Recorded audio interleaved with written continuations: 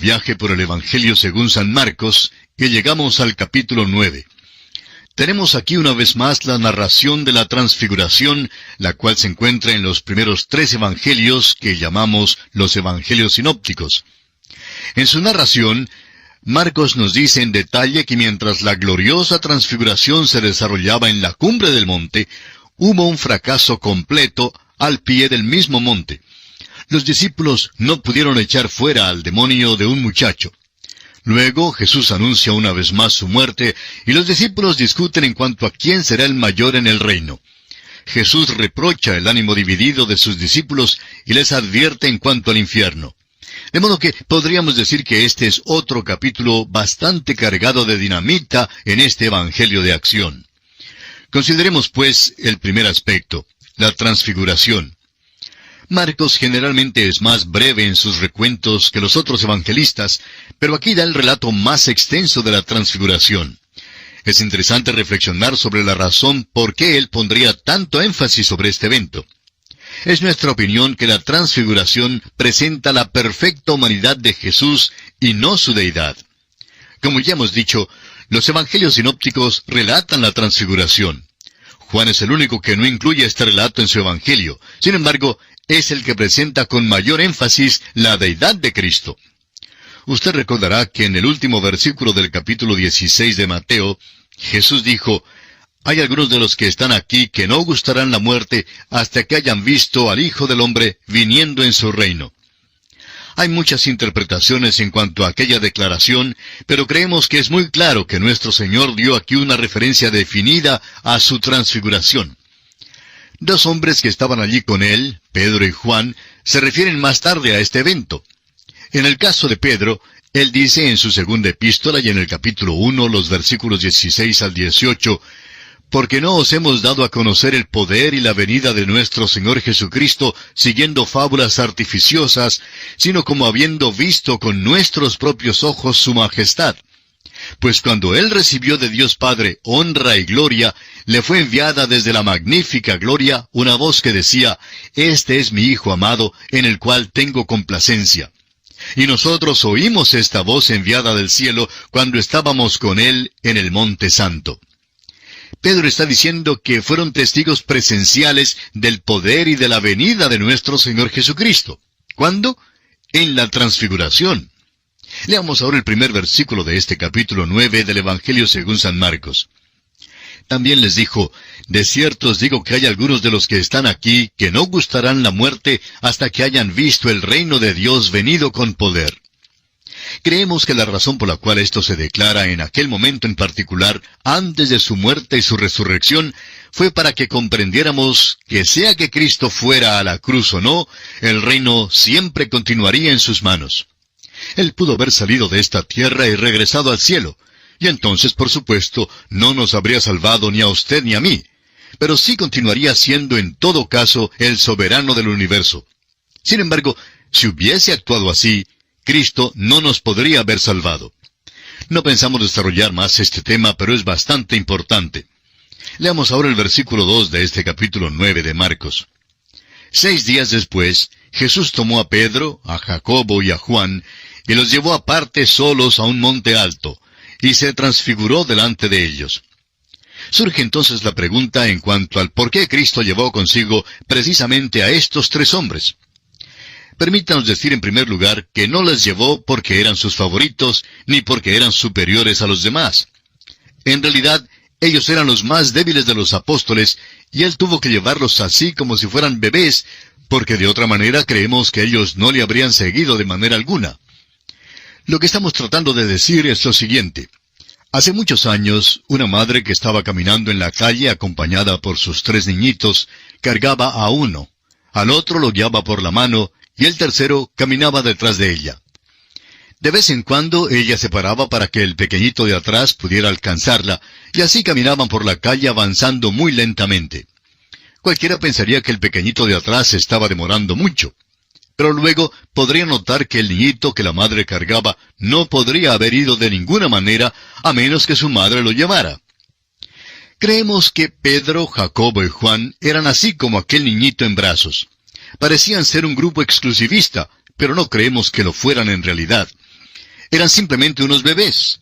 Creemos que Jesús los tuvo que llevar y que eso es exactamente lo que hace según este pasaje. Les llevó, pues, a la transfiguración. Pedro dice que fueron testigos presenciales de su majestad. Este es el Cristo glorificado, tal como será cuando venga algún día a la tierra. En Primera de Juan, capítulo 3, versículo 2, dice que seremos semejantes a Él, porque le veremos como Él es. Usted recordará que Juan dice en su Evangelio, capítulo 1, versículo 14, «Y vimos su gloria, gloria como del unigénito del Padre». La palabra transfigurar aquí es la palabra que en griego significa metamorfosis. La transfiguración se efectuó dentro del cuerpo de Jesús y no fue alguna luz ni algún efecto de una causa exterior. La transfiguración fue la luz que resplandeció desde adentro. La transfiguración enseña por eso la humanidad perfecta de Jesús y no su deidad. Y esta es la razón por qué Juan no hace mención de ella mientras enfatiza la deidad de Jesucristo. Leamos ahora el versículo 3 de Marcos capítulo 9. Y sus vestidos se volvieron resplandecientes, muy blancos como la nieve, tanto que ningún lavador en la tierra los puede hacer tan blancos. Ahora sus vestidos se volvieron blancos. Se volvieron más blancos que lo que era creíble, porque la luz resplandeció desde adentro.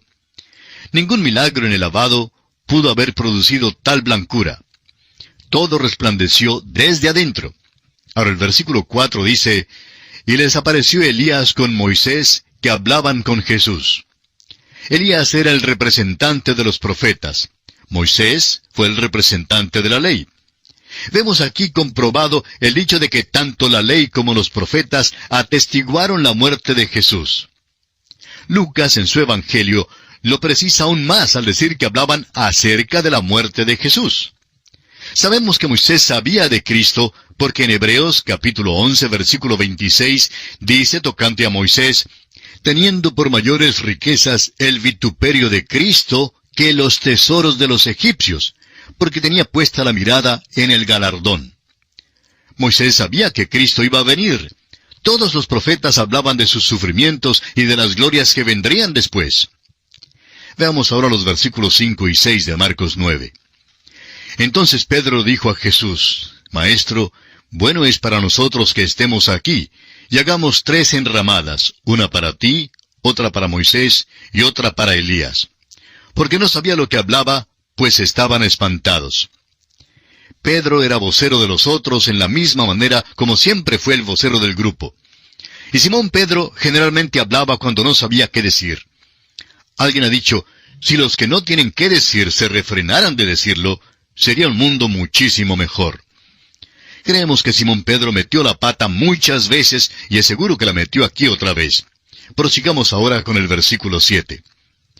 Entonces vino una nube que les hizo sombra, y desde la nube una voz que decía, «Este es mi Hijo amado, a él oíd». Toda la atención se enfoca en el Señor Jesucristo. Su palabra es la final. Ni Moisés ni Elías están a la par con él. Leamos ahora el versículo 8 de Marcos capítulo 9. Y luego, cuando miraron, no vieron más a nadie consigo, sino a Jesús solo. A propósito, la frase Jesús solo es un encabezamiento maravilloso, ¿no le parece? Jesús solo no debe ser solamente un encabezamiento, sino también un faro en las vidas de los creyentes hoy en día. En una manera tan breve, Marcos declara palabras tan grandes e importantes. Jesús solo. Ahora el versículo 9, «Y descendiendo ellos del monte, les mandó que a nadie dijesen lo que habían visto, sino cuando el Hijo del Hombre hubiese resucitado de los muertos». ¿Nota usted que la muerte y la resurrección de Cristo tienen que ir juntas con esta historia? La transfiguración no salva a nadie, amigo oyente. Presenta el ideal o la meta. Pero aquella meta solo puede ser alcanzada mediante la muerte de Cristo en la cruz y su resurrección. Y usted notará que Él siempre junta su muerte con su resurrección. También debemos notar que Jesucristo nunca mencionó la cruz, sino que simplemente habló de su muerte. El versículo 10 nos dice, «Y guardaron la palabra entre sí, discutiendo qué sería aquello de resucitar de los muertos». Desconocían enteramente la resurrección, y la misma resurrección lo reveló. salieron precipitadamente al sepulcro porque no esperaban ver a un Salvador vivo. Uno no va al cementerio para ver a un ser viviente. Uno va allí en memoria de los muertos. Sigamos ahora con los versículos 11 al 13 de Marcos capítulo 9. Y le preguntaron diciendo, ¿por qué dicen los escribas que es necesario que Elías venga primero? Respondiendo él les dijo, Elías a la verdad vendrá primero y restaurará todas las cosas. ¿Y cómo está escrito del Hijo del Hombre que padezca mucho y sea tenido en nada?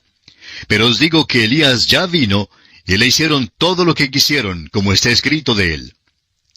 Creemos que nuestro Señor explica con toda claridad que nadie puede oponerse a su establecimiento del reino, porque el profeta dijo que Elías debía venir primero. Nuestro Señor dijo que si le hubieran aceptado a él, y si él hubiera establecido el reino, esto habría sido el cumplimiento de la profecía de que Elías de cierto había venido. Pero siendo que no le aceptaron, entonces Elías vendrá con la segunda venida de Cristo.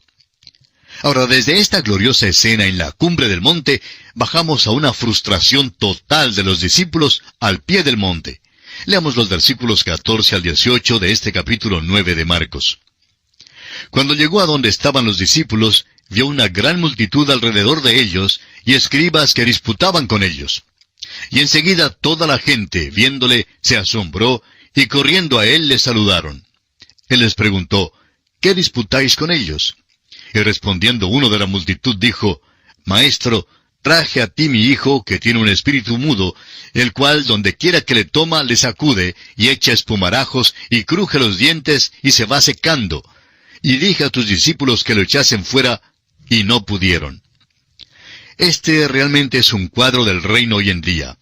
El Señor Jesús ya se ha ido a la presencia del Padre y está allí en su cuerpo glorificado. Sus apóstoles están allí con Él. Ya se han ido, y hoy en día la mayor parte de la iglesia se ha ido también. Moisés y Elías están allí. Allí está ahora el monte de la transfiguración. Es el cielo hoy en día. Pero mire usted esta pobre tierra de hoy y vea sus problemas. Este cuerpo manifiesta una tierra insensata. Creemos que si pudiéramos irnos y mirar la tierra y verla como Dios la ve, y probablemente como los ángeles también la ven, llegaríamos a la conclusión de que el hombre que vive en la tierra se ha enloquecido. Parece ser endemoniado por su manera de portarse y por su manera de hacer las cosas. Lo triste en esta historia es que el hombre trajo al muchacho y los discípulos no pudieron hacer nada. Y lo trágico de esta hora en que vivimos es que la iglesia está desesperada ante la presencia de un mundo necesitado. Ahora mismo la iglesia se está esforzando con desesperación y la iglesia organizada protesta y marcha y se involucra en todo tipo de cosas, y los del mundo realmente critican a la iglesia porque creen que debe involucrarse más. Pero ese no es nuestro negocio.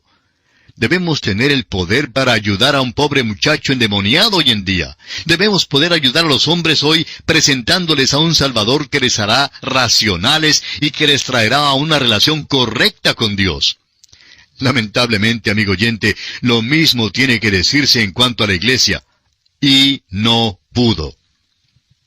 Los discípulos no pudieron y nosotros tampoco podemos. Y respondiendo él les dijo en el versículo 19, «Oh generación incrédula, ¿hasta cuándo he de estar con vosotros? ¿Hasta cuándo os he de soportar? Traédmelo». ¡Qué declaración más maravillosa! ¡Traédmelo! Tratamos de hacer todo menos traer a los perdidos a Jesucristo. Ahora los versículos 20 al 22 del capítulo 9 de Marcos dicen, «Y se lo trajeron, y cuando el Espíritu vio a Jesús, sacudió con violencia al muchacho, quien cayendo en tierra se revolcaba, echando espumarajos. Jesús preguntó al padre, ¿cuánto tiempo hace que le sucede esto? Y él dijo, desde niño. Y muchas veces le echan en el fuego y en el agua para matarle. Pero si puedes hacer algo, ten misericordia de nosotros y ayúdanos. Este caso, amigo oyente, es muy malo. Pero no lo consideramos tan malo como el caso del endemoniado que vivía en los sepulcros en Gadara, porque aquel ya era un hombre formado y había sido poseído por los demonios toda su vida. Este era un muchacho, pero su caso habría sido tan malo, si no peor, que el hombre de Gadara, si hubiera permanecido en su triste condición.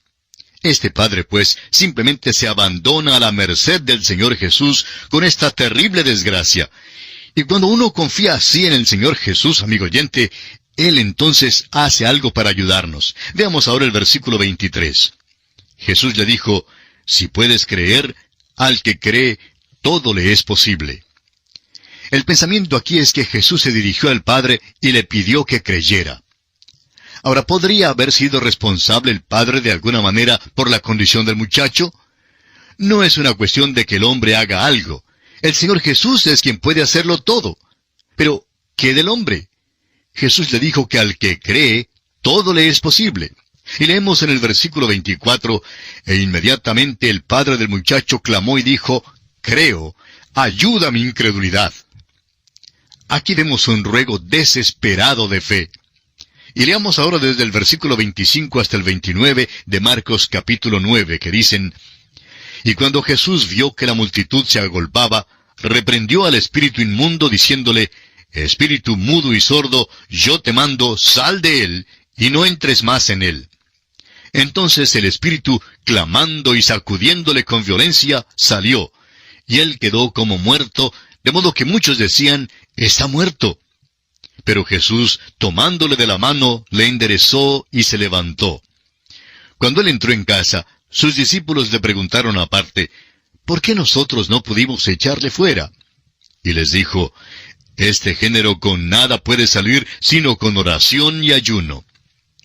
Aquí surge la pregunta de si este no es también un caso en que el Señor levanta a un muerto. Opinamos que lo es, pero no deseamos forzar mucho este punto. Ahora, en la contestación del Señor a sus discípulos, encontramos que la palabra ayuno no se encuentra en los mejores manuscritos, y creemos que el énfasis es más bien sobre la oración. Y hoy en día, amigo oyente, la iglesia está débil porque no está orando como debe hacerlo. Y pasamos al siguiente aspecto en consideración en este capítulo 9 de San Marcos. Leamos los versículos 30 al 32. Habiendo salido de allí, caminaron por Galilea, y no quería que nadie lo supiese, porque enseñaba a sus discípulos y les decía, el Hijo del Hombre será entregado en manos de hombres y le matarán, pero después de muerto resucitará al tercer día. Pero ellos no entendían esta palabra y tenían miedo de preguntarle. Note usted que Jesucristo siempre unía su muerte a su resurrección. Pero aparentemente sus discípulos no comprendieron por completo este asunto de ser levantado de los muertos. Aquí está hablando de su propia muerte por ellos, y uno pensaría que estos hombres habrían hecho por lo menos una pregunta en cuanto a esto. En cambio, vemos que se atrevieron a discutir en cuanto a quién sería el mayor en el reino cuando Jesús apenas acababa de anunciar su muerte. Debieron avergonzarse de su conducta, ya que esta no era la primera vez que Cristo les había anunciado su muerte y su resurrección. Sin embargo, todavía no le comprenden. Y pasamos al siguiente aspecto en los versículos 33 al 37 de Marcos capítulo 9, que dicen, y llegó a Capernaum, y cuando estuvo en casa les preguntó, ¿qué disputabais entre vosotros en el camino? Mas ellos callaron, porque en el camino habían disputado entre sí quién había de ser el mayor. Entonces él se sentó y llamó a los 12, y les dijo, si alguno quiere ser el primero, será el postrero de todos y el servidor de todos. Y tomó a un niño y lo puso en medio de ellos, y tomándole en sus brazos les dijo, el que recibe en mi nombre a un niño como este, me recibe a mí, y el que a mí me recibe, no me recibe a mí, sino al que me envió. En nuestro estudio del Evangelio según San Mateo, tratamos ya muy a fondo esta discusión entre los discípulos, y la trataremos una vez más en nuestro estudio del Evangelio según San Lucas. Así que, por esta oportunidad, no la comentaremos. Pasaremos entonces al siguiente aspecto en consideración. Leamos los versículos 38 al 41 de este capítulo 9 de Marcos. Juan le respondió diciendo, Maestro, hemos visto a uno que en tu nombre echaba fuera demonios, pero él no nos sigue, y se lo prohibimos porque no nos seguía. Pero Jesús dijo, no se lo prohibáis, porque ninguno hay que haga milagro en mi nombre, que luego pueda decir mal de mí. Porque el que no es contra nosotros, por nosotros es. Y cualquiera que os diere un vaso de agua en mi nombre, porque sois de Cristo, de cierto os digo que no perderá su recompensa. En cuanto a Juan, hay quienes suponen que era un apóstol afeminado. Pero note usted aquí su modo de ser. Jesús reprocha aquí cualquier tipo de espíritu sectario. Note usted que la base para la unidad que Jesús da es únicamente en sus palabras, en mi nombre. Una de las muchas maravillas que encontramos en el ministerio radial es que hoy en día tenemos la buena voluntad de personas de todas las denominaciones y no solamente de una. Y es que lo que se hace en el nombre de Jesús no puede ser negado por ninguno de sus seguidores, cualquiera sea la denominación a la que pertenecen. Note usted ahora que en el versículo 42, el Señor Jesús vuelve al niño que ha tomado en sus brazos. Estas palabras son muy tiernas, pero al mismo tiempo caen severamente sobre aquellos que se atreven a ofender a un pequeño. Leamos los versículos 42 y 43. Cualquiera que haga tropezar a uno de estos pequeñitos que creen en mí, mejor le fuera si se le atase una piedra de molino al cuello y se le arrojase en el mar. Si tu mano te fuere ocasión de caer, córtala. Mejor te es entrar en la vida manco, que teniendo 2 manos ir al infierno, al fuego que no puede ser apagado. ¿Se dio cuenta usted, amigo oyente, quién es el que habla aquí en cuanto al infierno? Hay quienes dicen hoy en día que Jesús es benigno, y lo es. Pero, amigo oyente, Jesucristo es también el único que ha hablado en cuanto al infierno.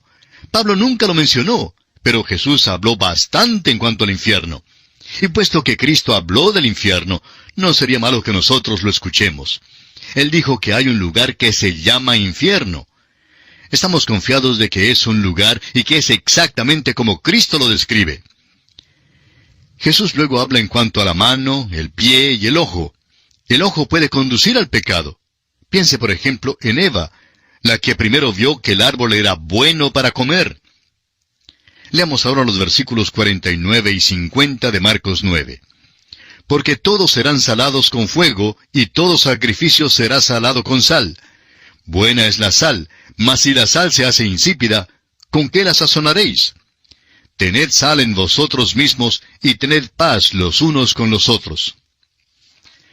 Estas son declaraciones extrañas. El pensamiento es que tanto el fuego como la sal purifican. El fuego purifica quemando la escoria y las impurezas. La sal penetra y quema la corrupción e impide el avance de las impurezas. Si tenemos la sal, es decir, la obra limpiadora de la palabra de Dios obrando dentro de nosotros, entonces esa sal santifica y trae la paz. Y aquí, amigo oyente, concluye nuestro estudio del capítulo 9 del Evangelio según San Marcos. Será hasta nuestro próximo programa, Dios mediante. Es nuestra oración que el Señor le colme de sus ricas bendiciones.